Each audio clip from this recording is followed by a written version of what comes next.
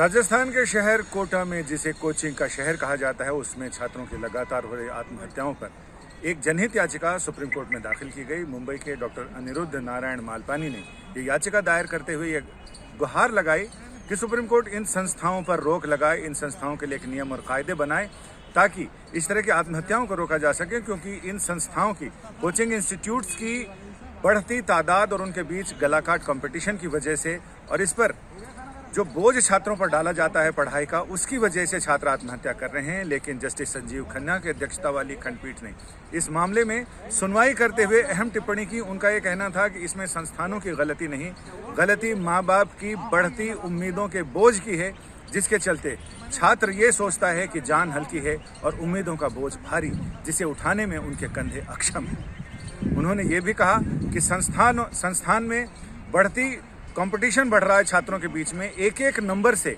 छात्र वंचित रह जा रहे हैं स्थान पाने में उस सूची में।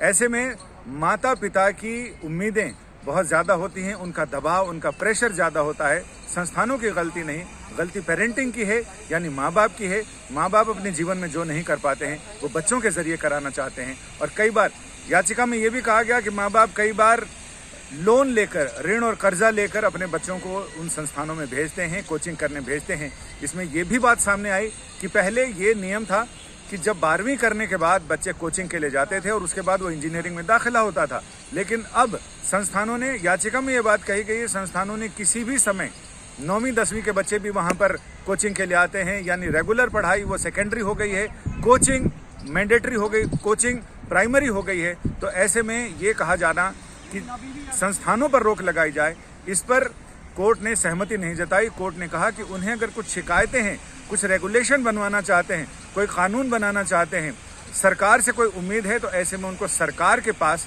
जाकर अपनी बात रखनी चाहिए, अपना रिप्रेजेंटेशन देना चाहिए, अपनी बात, अपनी दलीलें वहां रखनी चाहिए, ताकि सरकार इस पर चाहे तो कोई कानून बना सकती है। क्योंकि नीतिगत मामला है, लिहाजा अदालत इसमें दखल नहीं देना चाहती। लेकिन जहां तक संस्थानों का सवाल है, संस्थानों की गलती से ज्यादा माता पिता की गलती है, जो अपनी उम्मीदों का इतना बोझ अपने बच्चों पर लाद देते हैं कि वो बच्चे उन्हें बर्दाश्त नहीं कर पाते।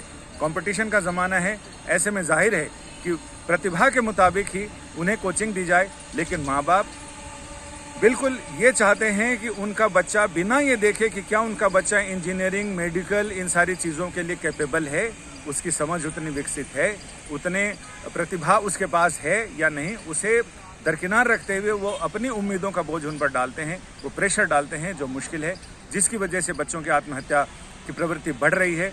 लिहाजा ऐसे में ये बहुत चिंता की बात तो ज़रूर है कि कोटा जैसे शहर में सबसे ज़्यादा संस्थान कोटा में हैं और कोटा को लेकर ही वहाँ पर ये याचिका दाखिल की गई थी।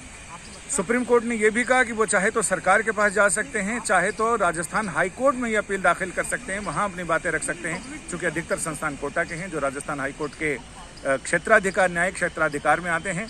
और अगर वो पूरे देश के लिए उनकी चिंता है तो वो केंद्र सरकार के पास जा सकते हैं और अपनी बातें वहाँ रिप्रेजेंटेशन दे सकते हैं, ताकि अगर कोई कानून बनाने की बात हो तो सरकार उस पर आगे एक्शन ले सके। संजय शर्मा, दिल्ली, आज तक।